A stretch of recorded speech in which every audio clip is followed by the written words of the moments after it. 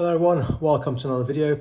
Now, if you're watching this video, it may well be because you've seen this article on the BBC.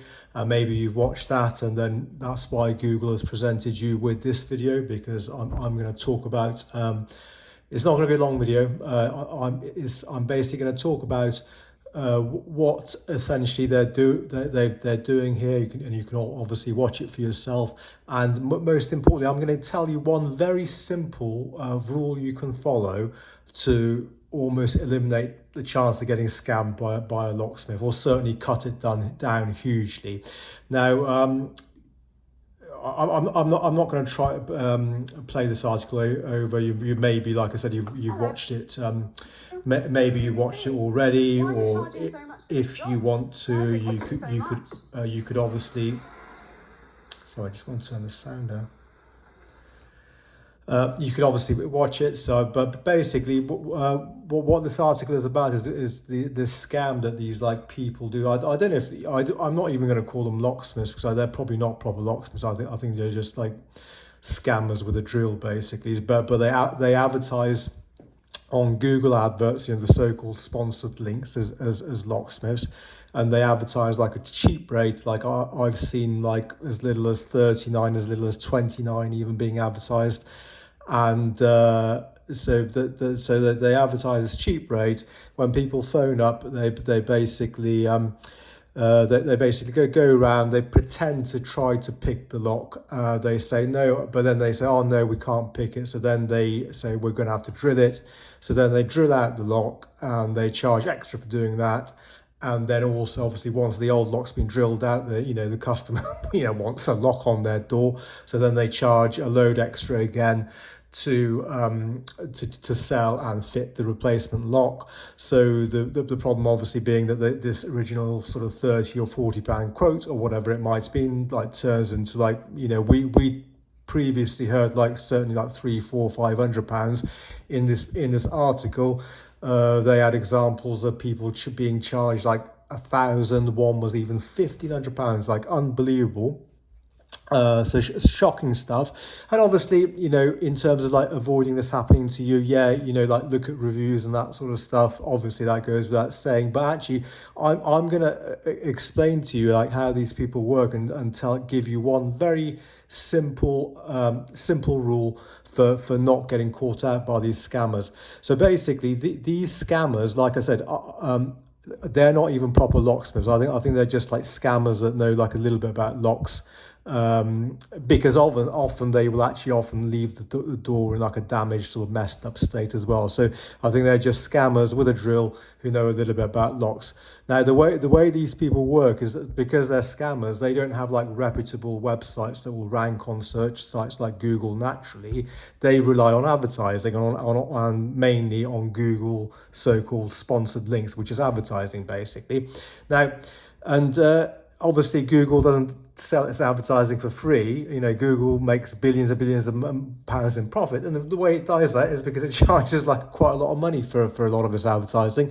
And for services, that's one of those, even though I suppose some adverts can be cheap on Google for certain things, so certainly for services, for locksmiths type services, the advertising on Google is not cheap. And in fact, let me show you. So I've just done a search. You can see the search there on ChatGPT. And I know ChatGPT isn't perfect for certain things, but I think for certain bits of research, it is reliable. And believe me, that this correlates with what I know already. The only reason I've done this search is just to be able to show it to you, basically. So basically, I asked, what is the average daytime pay-per-click rate on Google for the search term Locksmiths Bristol? Now, the reason I use Bristol is because we're based in Bristol, so I'm just using that as an example, but you could replace that with locksmiths in any big city. The answer would be about the same. And here we go. If you could do the search yourself and read it if you wanted to, but the important information is here. It says the estimated CPC, which means cost per click, which means what it costs the person doing the advertising every time somebody clicks on that advert, £6 to £18 per click. Okay. Now I think the middle of that, if my maths is correct, would be 12, wouldn't it? But let's not even say 12. Let's say on average is £10. Now, so that's the cost per click. So that means, like, let's say somebody sees the advert, they click on it, and then they call this advertiser. Now, don't forget that not every person that calls these people is that call is not necessarily going to turn into a job. Like with us, for example, for every 3 or 4 calls we get, one of those turns into a job, because sometimes people are just inquiring, but sometimes people just want a bit more information. Sometimes people just like phoning around for quotes. All fair enough. Not every call turns into a job, obviously. So it's going to be exactly the same for these people. So let's say it takes 3 of these clicks for them to get one job.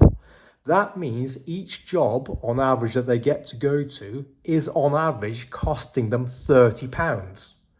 Yet they're advertising that they're going to come and open the door for you for as little as £29.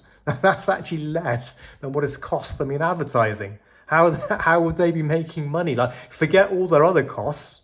How would they be making money? They wouldn't even be covering just their advertising costs. So basically, you can probably see what I'm getting at here.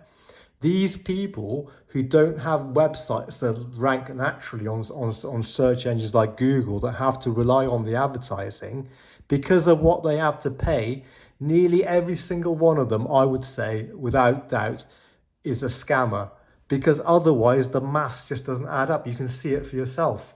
How can they be on average like paying £30 a job just in advertising costs, and then coming and opening the door for you for like 29, or even if it was 39? They've got to cover all their other costs and make a living. It's almost laughable. Obviously not laughable for the people who are getting scammed.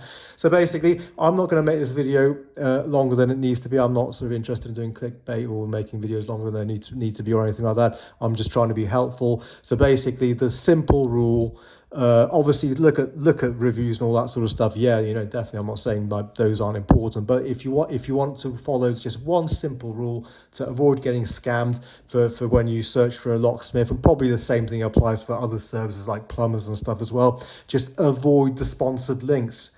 Because sponsored links, just in case any of you aren't sure, it's just advertising. They're just called sponsored links. They're just advertisers. They could be anybody. They've got no reputable website that ranks naturally.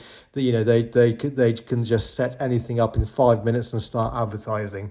So basically, if you don't want to get scammed, just avoid the adverts. Usually on Google, it's like the first 3 or 4, then you get some natural results.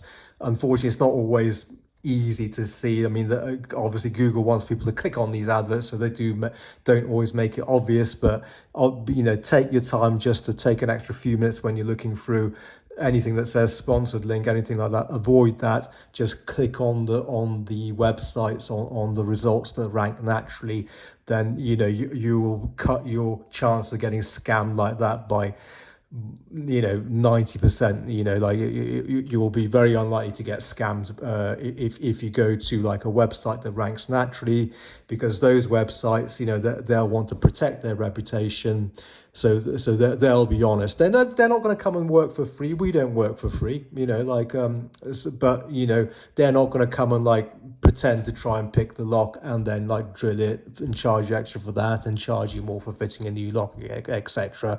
So yeah, so yes, do the reviews and all that sort of stuff, but the one simple best rule you can follow is avoid the sponsor links. And that's it. I'm gonna leave it there, guys. I'm not interested in sort of making videos any longer than they need to be. Hope this is helpful to you. Thank you for watching.